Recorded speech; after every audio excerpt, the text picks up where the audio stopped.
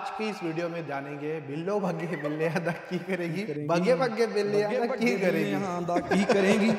नहीं भाई, हम लोग ये नहीं जानने वाले, हम जानने वाले हैं आईफोन 15 वर्सेस आईफोन 14, इन दोनों में से कौन ज्यादा मस्त निकल कर आएगा और आपको किसकी तरफ जाना चाहिए, लेटेस्ट आईफोन 15 की तरफ या फिर 14 की तरफ। तो सबसे पहले प्राइसिंग की अगर बातचीत करें ना, तो यहाँ पर नया नवेला आईफोन 15 आपको मिलेगा 80,000 रुपए का। बाकी देखो सेल वगैरह के अंदर 14 की प्राइसिंग ऊपर नीचे होगी तो बातचीत अलग है, लाइक ये 50,000 तक मिलने का चांसेस है, बट 15 के लिए ऐसा कुछ होने वाला नहीं है। ये अभी जो अपना प्राइसिंग लेकर आया वो अभी तक रखेगा लेगेसी को, फिर नेक्स्ट ईयर कुछ ऊपर नीचे करेगा, बट बीच में ज्यादा कुछ ऐसा हिलेगा नहीं प्राइसिंग पे। तो देखो एक चीज है, यहाँ पर लुक एंड फील में तो चीजें चेंज हुई है। एक बात सिंपल है, आईफोन 15 के पीछे इस बार जो बैक में जो मैट फिनिश दी है ना भाई, वो बहुत ज्यादा अच्छी लग रही है। अगर आप 14 से देखोगे तो ये ग्लॉसी बैक के साथ में आता है, फिंगरप्रिंट के स्मजेस वगैरह बन चुके हैं, लेकिन ये 15 पे पूरा मैट फिनिश है और ये इतना ज्यादा अच्छा लग रहा है ना, इसका मतलब एक्सप्लेनेशन ही अलग है। और जो 15 थोड़ा सा लाइटर हो चुका है, ज्यादा नहीं, सिर्फ 1-2 ग्राम का ही फर्क आता है, पर यहाँ पर ये जो है ना साइड में आपको राउंडेड मिलते हैं एजेस, तो ये है ना हाथ में ग्रिपिंग अच्छी होती है और ये थोड़ा पतला भी हो चुका है। और वहीं अपना जो 14 है ना, ये ग्लास बैक था और यहाँ पर इसके जो एजेस है ना थोड़े हाथ में लगते थे, पर ये शिकायत अभी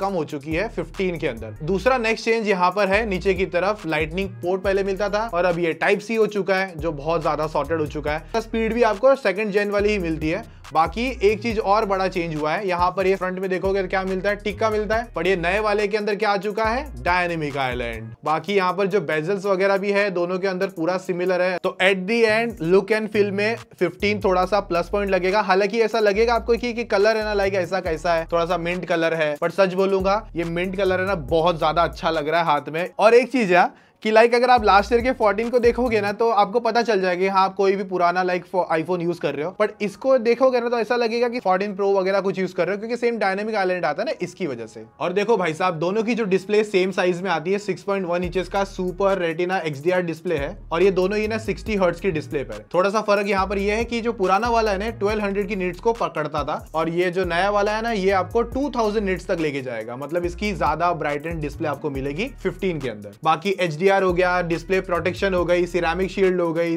वो सब कुछ आपको सेम देखने मिलने वाले हैं।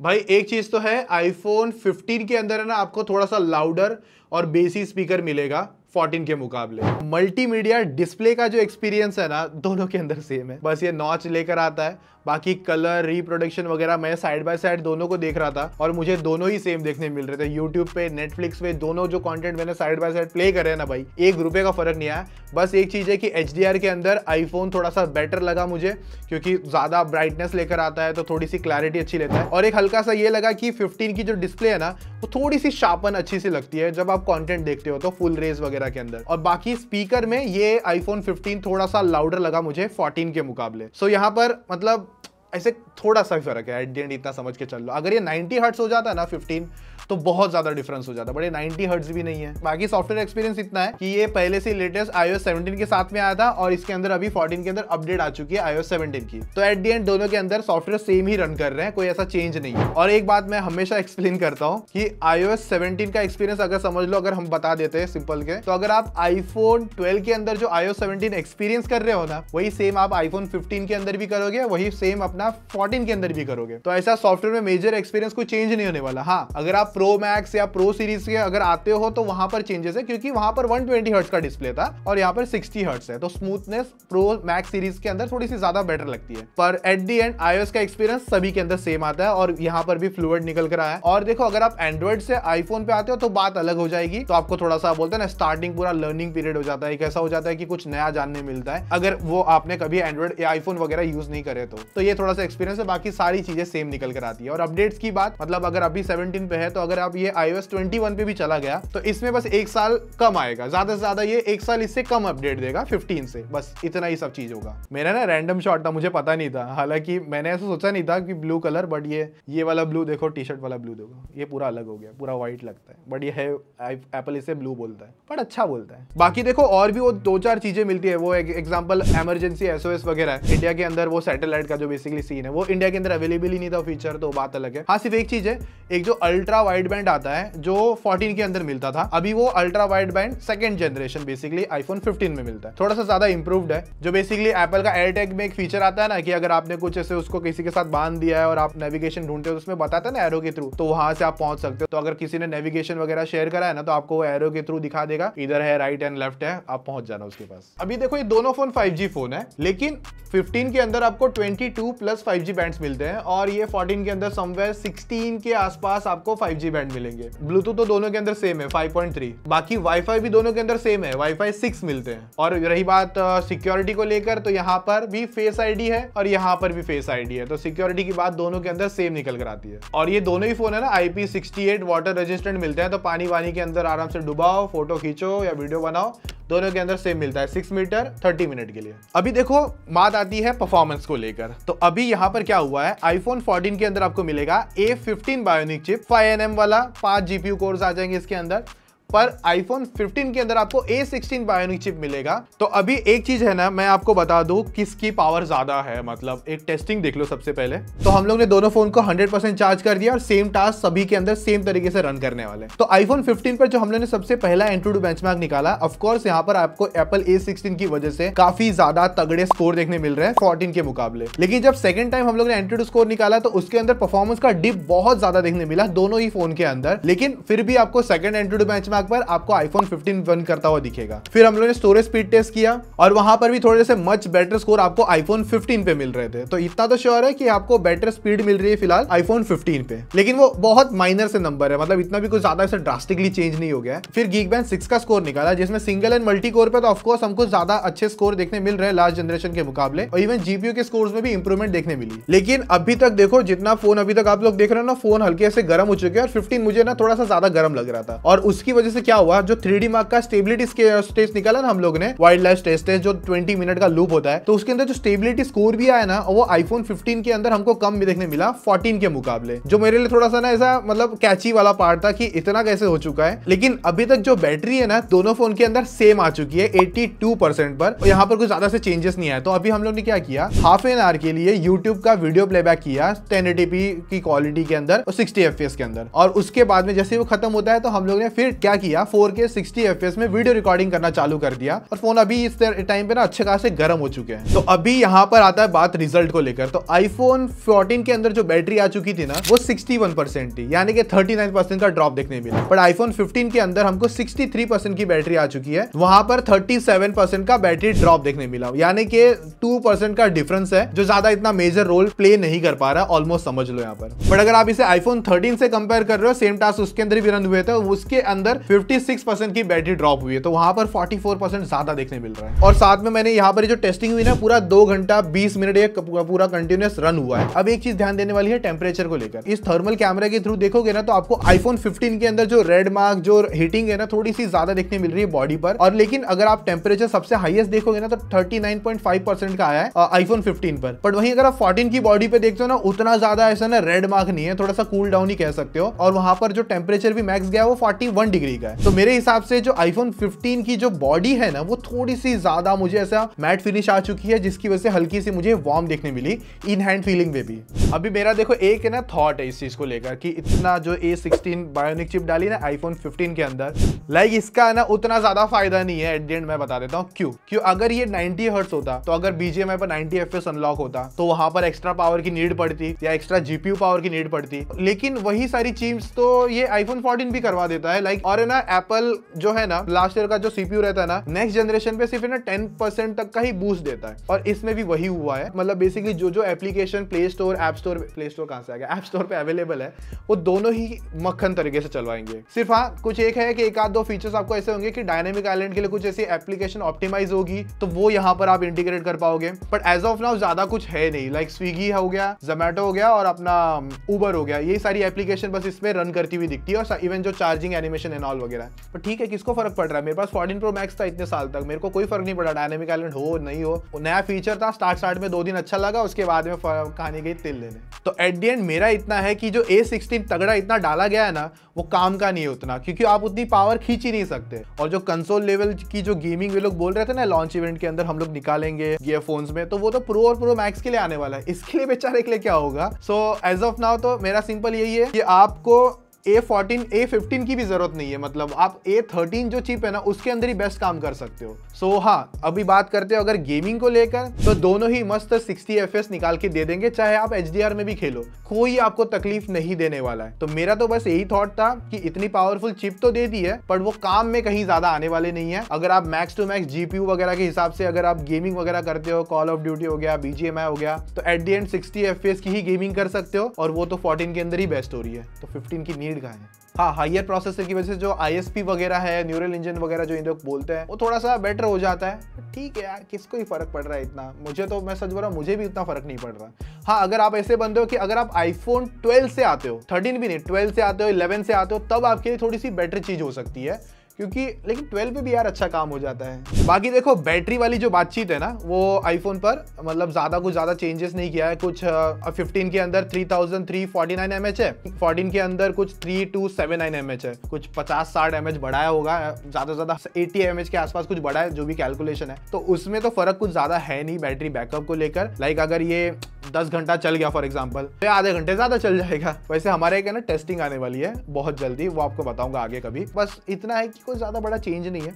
हाँ, रही बात चार्जिंग को लेकर, वहां पे भी चेंज नहीं है। दोनों ही 20 वॉट की चार्जिंग सपोर्ट करते हैं, 15 वॉट की मैक्ससेफ हो गई, 7.5 की वायरलेस चार्जिंग हो गई, तो दोनों चार्जिंग स्पीड भी सेम है। 0 to 50% हो जाएगा हाफ एन आवर में, दोनों सेम लाते हैं। देखो, रही बात हीटिंग को लेकर, तो भाई मेरा तो ऐसा था कि 14 में मुझे कोई ऐसा मेजर हीटिंग जैसे इशू नजर नहीं आया। इवन 15 के अंदर भी वो मेजर वाला कुछ अभी तक लगा नहीं है। मतलब अगर आप डिपेंड करेगा कौन से टेम्परेचर पे बैठते हो। 13 पे थोड़ा बहुत टेम्परेचर का इशू है, बट 14 पे उतना ज्यादा है नहीं, और 15 पे तो अभी लेटेस्ट आया, अच्छा CPU है। और जो ब्राइटनेस ड्रॉप वाली बातचीत है, अभी तक तो मुझे 15 पे भी नहीं दिखी है, ना ही 14 पे दिखी है। हाँ, एक बार 13 पे दिखी थी, और 15 Pro और Pro Max पे थोड़ा सा दिखा था बस। बाकी देखो भाई साहब, कैमरा के अंदर इस बार थोड़ा सा एक नंबर में जंप आया है। जो लास्ट ईयर वाले थे ना, दोनों 12 मेगापिक्सल और इवन सेल्फी भी 12 मेगापिक्सल थी। यहाँ पर भी चेंज क्या है कि जो मेन कैमरा है ना 48 MP का हो चुका है, और जो अल्ट्रा वाइड 12 है, और जो सेल्फी भी 12 के साथ में।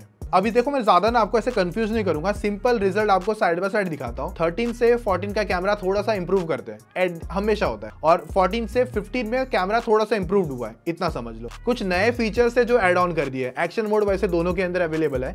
वैसे एक नई चीज क्या करी इन्होंने कि अगर आप जो बाय डिफॉल्ट फोटो खींचते हो ना, वो 24 MP पे आएगी 15 के अंदर, और इसमें तो 12 ही आ रहा था। आपको 48 MP खींचने के लिए आपको मोड में जाके, रॉ के अंदर जाके वो सिलेक्ट करना पड़ेगा। हालांकि इसके अंदर भी जो बाय डिफॉल्ट 12 MP की फोटो खींचने कर सकते हो, ऑप्शन में जाके चेंज करना है। बट 24 MP लेने में प्रॉब्लम क्या है, थोड़ी सी बेटर डिटेल वाली फोटोज ही तो आएगी, हाई रेज वाली फोटो आ जाएगी, तो जूमिंग वगैरह अच्छे से हो जाएगा। तो एक फीचर एड ऑन है।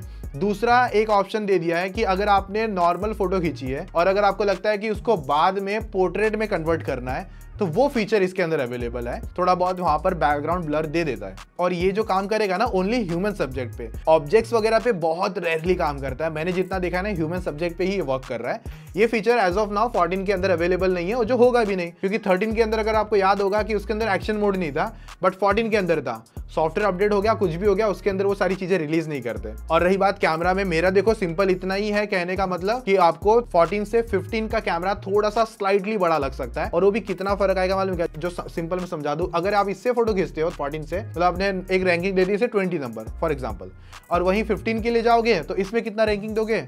ऐसा कोई 30-40 नहीं दोगे, सिर्फ 21 दोगे, मतलब 1 पॉइंट एक्स्ट्रा दोगे, जो थोड़ा बहुत ही एक्स्ट्रा बात है। मतलब इतना है कि कैमरा में जो मेजर उतना कुछ ज्यादा चेंज नहीं हुआ। इवन वीडियो रिकॉर्डिंग की भी बात करें तो 4K 60 FPS दोनों में ही ले सकते हो, फ्रंट एंड बैक पे। पर आपको एक चीज क्या मिलती है क्या, यहाँ पर आपको ना एक मोड मिल जाता है। पहले अल्ट्रा वाइड और 1x था, अभी 2x मिल जाता है। सेम ये फोटो में भी है, सेम ये वीडियो में भी है। ये आपको 14 के अंदर नहीं मिलेगा। मतलब 2x का एक है ना सेंसर क्रॉप जूम कह सकते हो, वो मिलता है 15 के अंदर, फोटो मोड और वीडियो मोड दोनों के अंदर। अब ये काम का है तो डेफिनेटली काम का है। कभी कुछ चीजें दूर होती है ना, तो 2x करने पे जो फोटो आती है थोड़ी सी बेटर, मतलब डिजिटल जूम से अच्छा थोड़ी सी जो एक बेटर क्वालिटी की फोटो वो यहाँ पर मिल जाएगी 2x के अंदर। बाकी स्लो मोशन हो गया, या फिर आपका और अदर 2-4 3-4 जो भी चीज ऑप्शन देते हैं, पोर्ट्रेट मोड्स हो गए, वो सब कुछ सेम आएगा। कुछ ऐसा मेजर चेंजेस यहाँ पर है नहीं। तो इतना है मेरा कि अगर आपके पास 14 है और अगर सोच रहे हो कि मुझे 15 लेना चाहिए फॉर कैमरा रीजन के लिए हिसाब से, कुछ ऐसा कुछ नहीं है। 14 भी आपका बेस्ट काम करवा देगा कैमरास को लेकर, कुछ इशू नहीं आएगा। इवन 13 से भी मैं कहूंगा 14 का कैमरा मतलब आसपास में रहता, तो 13 भी अगर आपके पास है तो 15 के पास आने की उतनी जरूरत नहीं है। हाँ, 12 से मेरे हिसाब से अगर आओगे तो 15 एक बार थोड़ा सा सेंस बन जाएगा आपके लिए, 14 भी बनता है। तो सिंपल, समझ गया कि नहीं समझा मैं क्या समझाना चाह रहा हूँ? ज्यादा कुछ कैमरा में ऐसा बवाल हुआ नहीं है, इतना समझ के चल लो। और देखो, अगर हम लोग ऐसी टेस्टिंग वगैरह ना आप लोग के लिए बनाते रहते हैं, जैसे ही मैंने आपके कहने पे यही वीडियो सेम बनाई है, तो ऐसे ही एक और टॉपिक है मेरे पास, iPhone 15 वर्सेस S23। S23 मेरे पास है नहीं, मुझे बाय करना पड़ेगा, फ्रैंकली बता रहा हूँ। तो अगर आप चाहते हो उसका कंपैरिजन फुल डिटेल के साथ में, लाइक एंड्रॉइड का वो बजट में मस्त वाला, बजट तो नहीं, अच्छा किंग, और ये आईफोन तो अलग ही आते हैं, तो उसका कुछ कंपैरिजन चाहते हो डिटेल वाला, तो कमेंट खुला है, कमेंट के अंदर बता देना। और इस वीडियो के अंदर अगर आप 8000 का लाइक टारगेट कंप्लीट करते हो तो मुझे पता चल जाएगी कि हाँ उस वीडियो के लिए आप इंटरेस्टेड हो, उस कंपैरिजन के लिए आप इंटरेस्टेड हो, तो कमेंट करके जरूर बताना। बाकी एक चीज और ध्यान रखनी है, हमको बनाना है टेकी पाठशाला को वर्ल्ड का बेस्ट टेक चैनल, तो उसके लिए क्या करना पड़ेगा? सब्सक्राइब जरूर करना।